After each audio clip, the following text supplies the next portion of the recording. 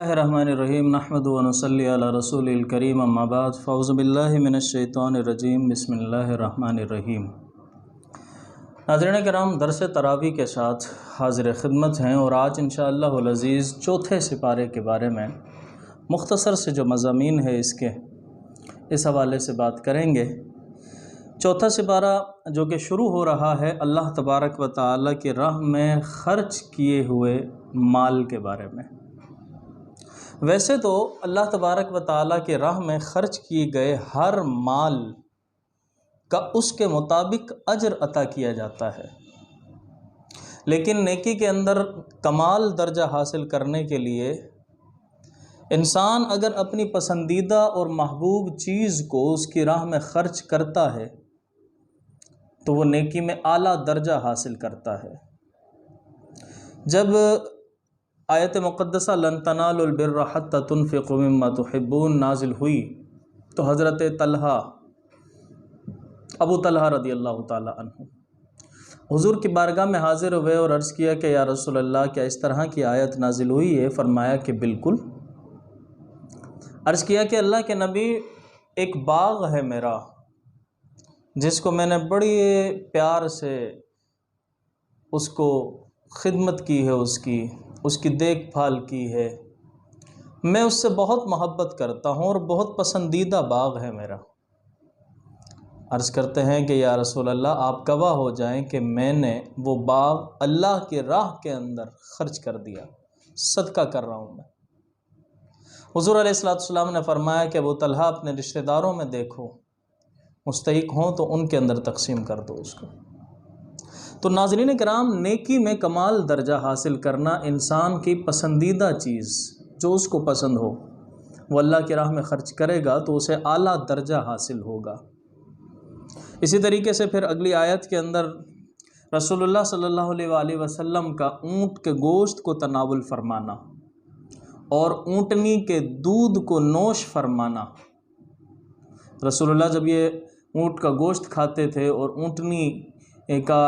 دودھ نوش فرمایا کرتے تھے تو یہود ان پر اعتراض کیا کرتے تھے کہ رسول اللہ اپنے آپ کو کہتے ہیں کہ ہم شریعت ابراہیمی پر ہیں، جبکہ ابراہیم خلیل اللہ کے دور سے تو یہ دونوں چیزیں حرام چلی آ رہی ہیں۔ رسول اللہ صلی اللہ علیہ وآلہ وسلم نے فرمایا کہ اگر تمہارا دعویٰ یہ سچا ہے اور توریت کے اندر اگر یہ ہے تو پھر ہمیں بتا دو اور لے آؤ،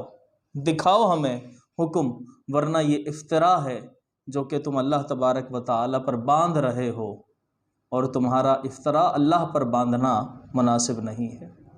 لیکن وہ نہ لا سکے، اس لیے کہ اللہ نے فرمایا ہر قسم کا طعام بنی اسرائیل کے لیے حلال تھا،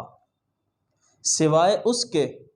کہ جس کو تورات کے نزول سے پہلے، تورات ابھی نازل بھی نہیں ہوئی تھی، اس کے نزول سے پہلے حضرت یعقوب علیہ السلام نے از خود اپنے اوپر حرام قرار دے دیا تھا، سوائے اس کے۔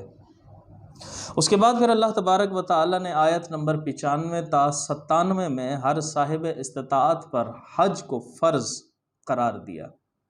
اور حج کی فرضیت کے بارے میں حکم ہے، اور بتایا یہ کہ سب سے پہلا گھر زمین پر جو ہے اللہ کی عبادت کے لیے وہ خانہ کعبہ ہے، اور یہ خانہ کعبہ وہ ہے کہ جس کے اندر روحانی برکات کا حصول بھی ہے، روحانی برکتیں بھی حاصل ہوتی ہیں، اور اس کے ذریعے لوگوں کو رزق کے ذرائع بھی ملتے ہیں۔ روحانی فائدے کا اندازہ تو اس بات سے لگا لیجئے کہ عام مساجد کے اندر ایک نماز کا ثواب، جبکہ خانہ کعبہ کے اندر وہی نماز اگر پڑھی جائے تو 1,00,000 نماز کے ثواب کے برابر ہے، نمازوں کے برابر۔ تو یہاں اللہ کی معرفت کی نشانیاں بھی ہیں۔ یہ خانہ کعبہ وہ جگہ ہے، اور یہ خانہ کعبہ وہ جگہ ہے کہ جہاں مقام ابراہیم بھی ہے، اور جو شخص بھی اس گھر کے آنے کی استطاعت رکھتا ہے، فرمایا کہ اس کے اوپر فرض ہے وہ ضرور آئے اور اس گھر کو دیکھے، آ کر اس کی زیارت کرے، اور جو باوجود استطاعت کے یہاں نہ آیا تو رسول اللہ صلی اللہ علیہ وآلہ وسلم نے فرمایا کہ وہ یہودی ہو کر مرے یا نصرانی ہو کر مرے، ہمیں اس سے کوئی غرض نہیں۔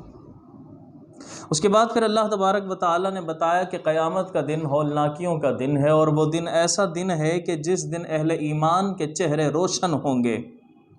اور نافرمانوں کے چہرے جو ہیں وہ کالے ہوں گے۔ پھر امت مسلمہ کو بہترین امت قرار دیا گیا۔ اس کی وجہ بھی بتائی کہ بہترین امت مسلمہ کو کیوں قرار دیا، وہ اس لیے کہ عالم انسانیت میں نیکیوں کو پھیلاؤ وہ امت مسلمہ، اور اسی طریقے سے برائیوں کو روکو، لوگوں کو برائیوں سے روکے وہ امت مسلمہ کے۔ اور اس امت کی ذمہ داری ہے، اس امت کی ذمہ داری ہے کہ عالم انسانیت کو دعوت حق دینا اور نبوی مشن کو سر انجام دیتے رہنا، یہ امت مسلمہ کی ذمہ داری ہے۔ اسی طرح سے پھر یہود پر ان کے ناروا اعمال کے سبب جو ذلت مسلط کی گئی، اللہ کی آیات کا انکار کرتے تھے، پھر اہل ایمان کو چاہیے کہ وہ اپنے دین کو، دشمنوں کو اپنا رازدار نہ بنائیں کبھی بھی۔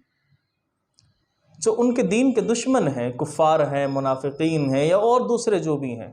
ان کو رازدار نہ بنائیں۔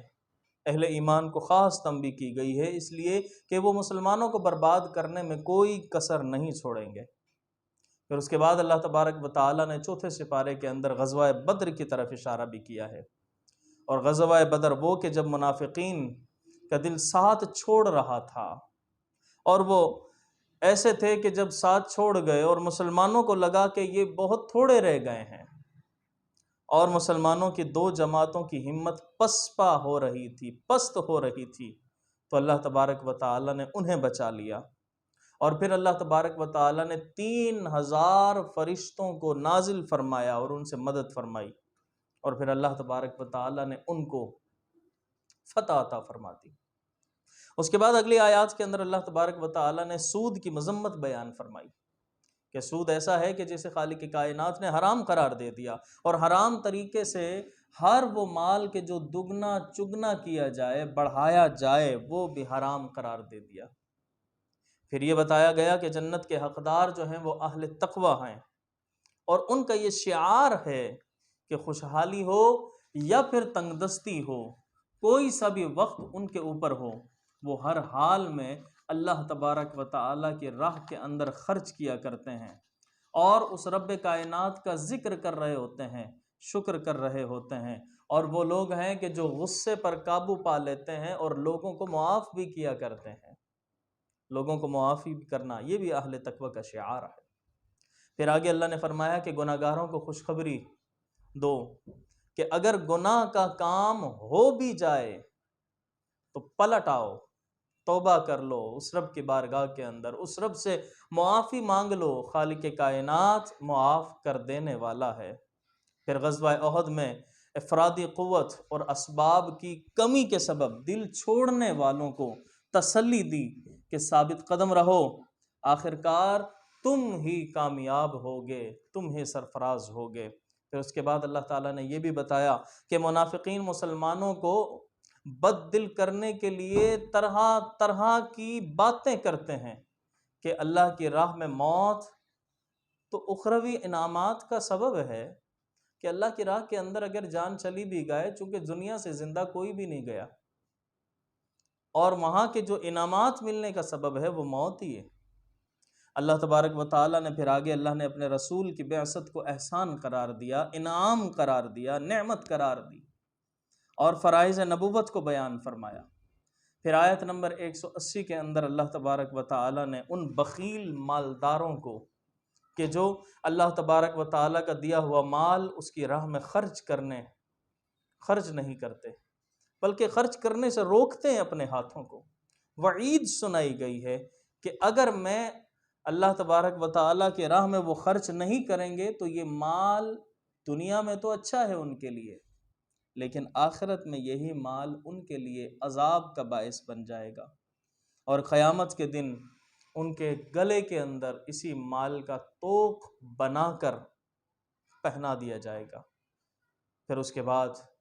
آیت نمبر 185 کے اندر ہر ذی روح کو موت کا مزہ چکھنا ہے، اس کے بارے میں بتایا، اور کہا گیا کہ ہر کسی کو اعمال کا بدلہ دیا جائے گا، اور پھر دخول جنت کا ذکر ہے۔ سامعین کرام، اس کے بعد آخری رکوع کے اندر، جو کہ سورہ آل عمران کا آخری رکوع ہے، اس کے اندر آسمان و زمین کی پیدائش، لیل و نہار کی گردش،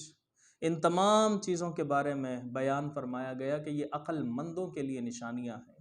یہ عقل والوں کے لیے نشانیاں ہیں، اور یہ وہ لوگ ہیں کہ جو حالت قیام میں، حالت قعود میں اور لیٹے ہوئے کروٹوں کے بل کسی بھی حال میں ہوں، ہر حال میں اللہ تبارک و تعالیٰ کا ذکر کر رہے ہوتے ہیں اور خالق کائنات کی نشانیوں پر غور و فکر کر رہے ہوتے ہیں۔ اس کے بعد سورۃ النساء، جو کہ اسی سپارے کے آخر سے شروع ہو رہی ہے۔ سورۃ النساء، اس کا مختصر سا خلاصہ میں یہاں پر عرض کروں گا کہ سورہ النساء جو ہے وہ مدنی سورت میں سے ہے اور مصحف کے اعتبار سے چوتھی سورت ہے، جبکہ ویسے نزول کے اعتبار سے 92 نمبر پر ہے، 92 نمبر پر۔ اس سورہ نساء کے اندر، جو کہ چوتھے سپارے کے اندر جس کا تھوڑا سا حصہ ہے، اس سورت کے اندر رشتہ داروں سے حسن سلوک، یتیموں کے حقوق کی ادائیگی، تعدد ازواج لیکن مشروط، کہ جن شرائط کے ساتھ تلقین کی گئی اور اجازت دی گئی، اس کا حکم ہے، اس کا بیان ہے۔ پھر اس کے بعد وراثت کے احکام بھی موجود ہیں اس صورت کے اندر، معاشرے کے اندر سے بے حیائی کے خاتمے کے بارے میں حکم ہے، محرمات نکاح کا بیان ہے کہ کن سے نکاح حرام ہے، جائز نہیں ہے، اور کیا صورتیں ہیں، کیا احکامات ہیں اس کے۔ اعمال صالحہ کی تلقین ہے کہ مسلمانوں کے مال کو ناحق کھانے اور مسلمانوں کے قتل عام کا ذکر یہاں پر فرمایا گیا ہے۔ پھر اس کے بعد آئلی اور معاشرتی احکام کا بیان ہے۔ اس کے بعد یہاں پر والدین رشتہ داروں سے حسن سلوک کے بارے میں بیان کی گئی ہے، اور بخل کی مذمت بھی بیان کی گئی، یہود کی شرارتوں کا رد بیان کیا گیا، مسلمانوں کو یہودیوں سے خبردار رہنے کی اور منافقین کی سازش، سرزنش کے بارے میں بتایا گیا، جہاد کی تلقین کی گئی، اور یتیموں سے متعلق تفصیلی احکام کا ذکر بھی سورۃ النساء کے جو چوتھے سپارے کے اندر حصہ ہے مختصر، اس کے اندر خاص مضامین ہیں اس کے۔ یہ تھا چوتھے سپارے کا مختصر سا خلاصہ۔ اللہ تبارک و تعالیٰ سے دعا ہے کہ خالق کائنات ہمیں قرآن سمجھنے اور اس پر عمل کرنے کی توفیق عطا فرمائے۔